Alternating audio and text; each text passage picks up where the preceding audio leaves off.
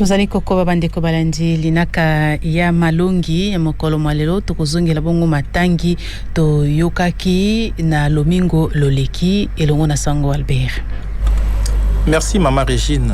Boboto bo mokondi bozala na bino banso bandeko balandi ba Radio Maria.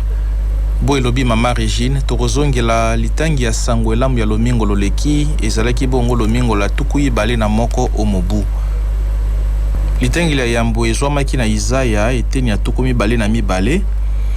Molongo mazomi na libwaki no tukuyi bale na isato. Pe litangi ya mibale ezalaki bongo mokanda ona ba Kristu ba Roma eteni ya zomi na moko molongo mwa tukumi sato na isato kino tukuyi sato na motoba. Pe sango elamu Mateo eteni ya zomi na motoba molongo mwa zomi na isato kino tukuyi bale. Ekomi yezo mokili mwa Cesarea ya Filipo atuni baye kolibaye. Bato bakolobaka te mwana wa moto azali nani? Bayanoli. Basusu bakolobaka azali Yohane Mobatisi. Basusu Elia. Basusu na ino Yeremia to moko wa baprofeta. Yezo alobi na bango. Bino bokanisi te ngai nani? Simoni Petro ayanoli. Ozali Kristu, mwana wa Nzambe wa bomoi. Yezo ayanoli alobi na ye. Esengo na yo Simoni mwana wa Yona. Zambi moto ansuni na makila ayebisi yo yango te, kasi tata wa ngai azali olikolo. Bongo ngai na yebisi yo zali Petro. Pe olibanga liye na kotonga eklesia ya ngai. Pe ataliwa likolonga yango te. Na opesa o mafungola mabokonzi bwa likolo. Mayoko kanga onse makokangema pe olikolo. Mayoko kangola onse makokangwama pe olikolo. Na sima pekisi baye kolibaye baloba na moto moko te ye azali Kristu.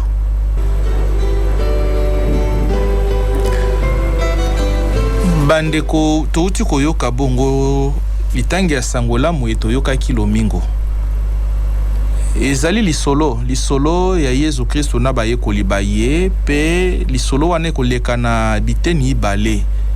Eteni ya yambo Yesu alingi koyeba soki bato bakolobaka nini po ya ye.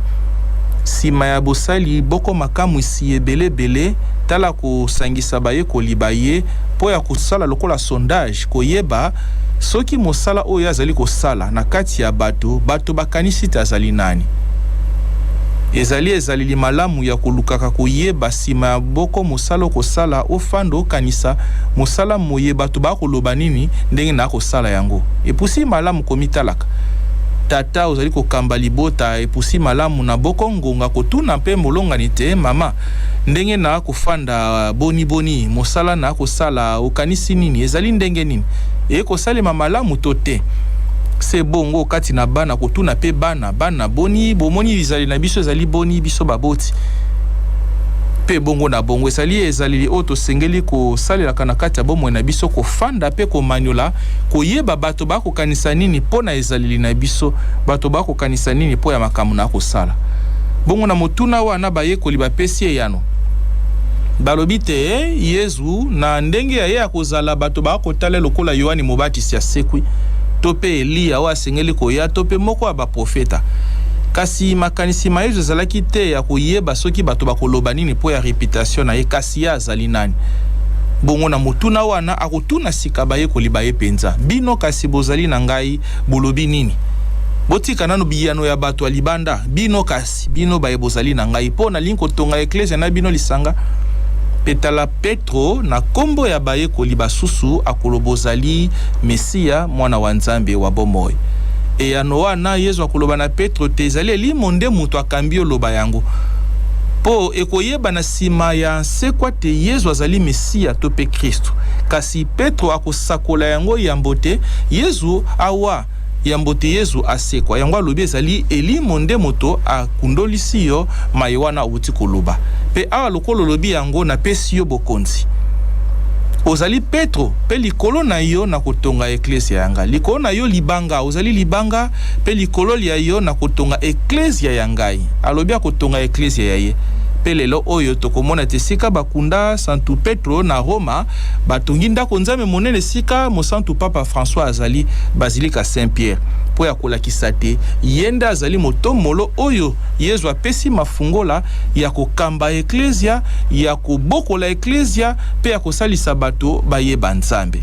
Mosala wana ya kokamba eklesia mafungola wana Yesu apesi yango na Petro lokola motomolo, kasi lelo tokoloba te apesi yango pe na bayebaso bakuli batisimo. Biso banso tozwi mosala wana ya kokamba eklesia, ya kofungola eklesia bikuke bya eklesia po ete ba eklesia eyamba bana banzambe, ya kokanga na lolenge te ya kolakisa mabe esika ezali po ete moto abongola motema pe azonga na kati ya eklesia. Tala oyo tosengeli ko kanga mwa moke na bamate ya ndenge na ndenge toyokaki ekosali baso.